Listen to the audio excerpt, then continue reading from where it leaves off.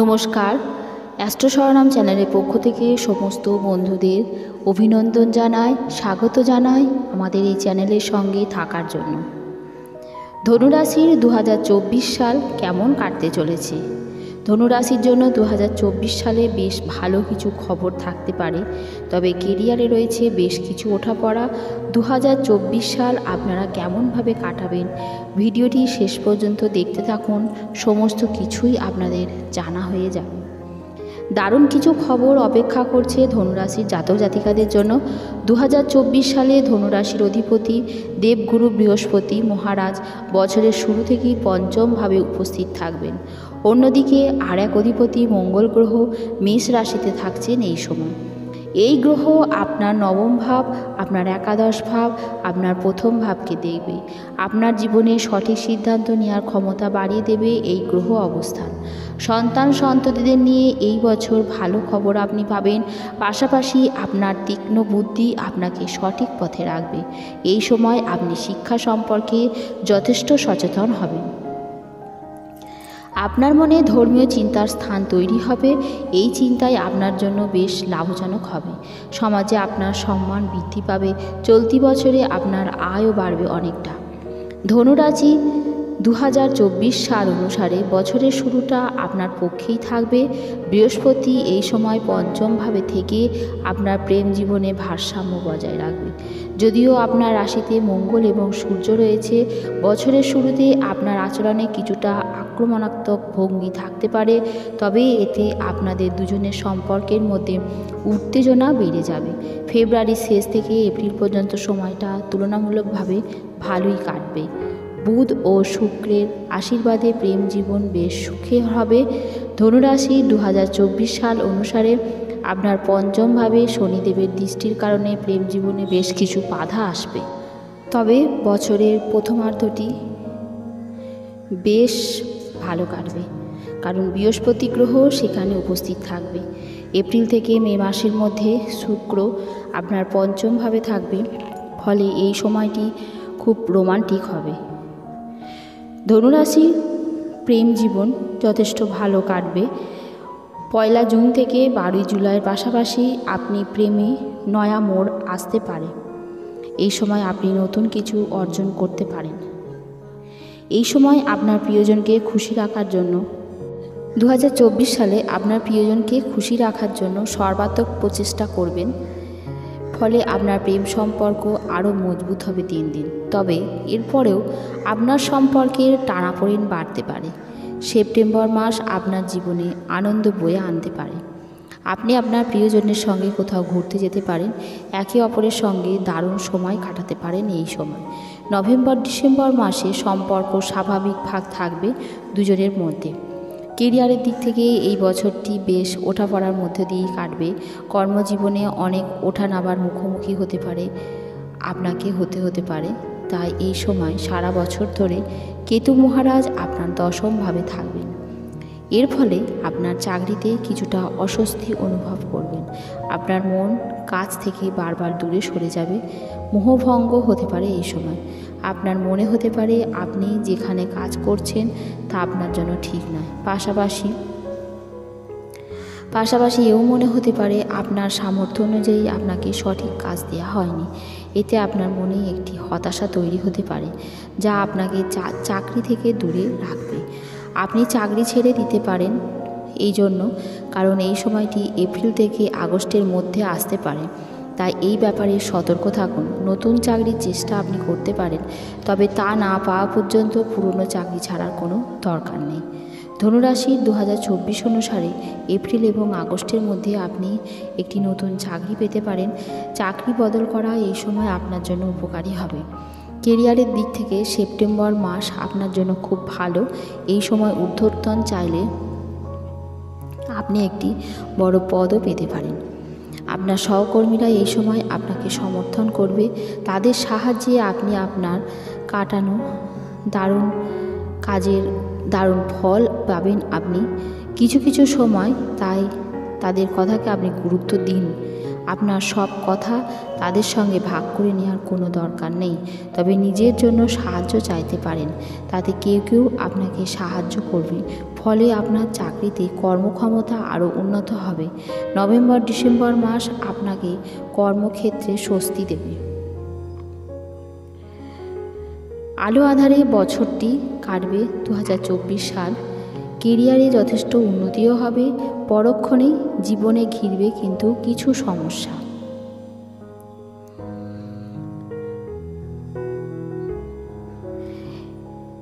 ধনুরাশির জাতকদের জীবনে সুখ দুঃখ হাসি কান্নার মধ্যেই কাটবে 2024 সাল। এপ্রিল পর্যন্ত ধনুরাশির অধিপতি বৃহস্পতি মেষ রাশিতে বিরাজ করছে, নিজের নবম দৃষ্টিতে ধনুরাশিকে দেখছে।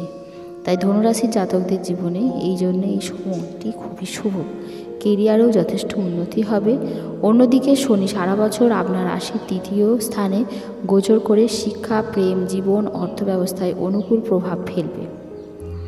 রাশির চতুর্থ ও দশম ঘরে রাহু কেতুর গোচর হচ্ছে।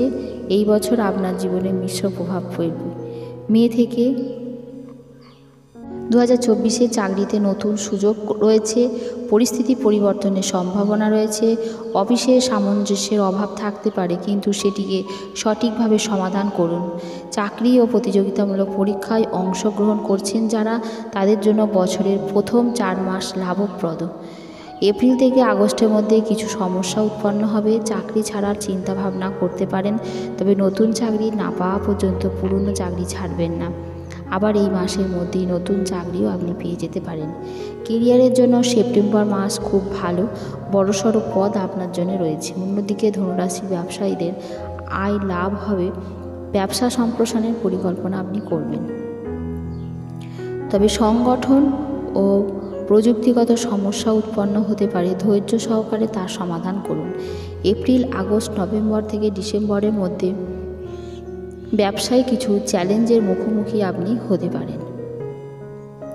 2024 সালের প্রথমার্ধে আর্থিক দিক থেকে অনুকূল, আর্থিক সমস্যা কমবে। দ্বিতীয়ার্ধে কিছু সমস্যার সম্মুখীন আপনি হতে পারেন। ফেব্রুয়ারি মাসে ধন লাভের প্রবল যোগ তৈরি হচ্ছে, পাশাপাশি ব্যাংক ব্যালেন্সও বাড়বে।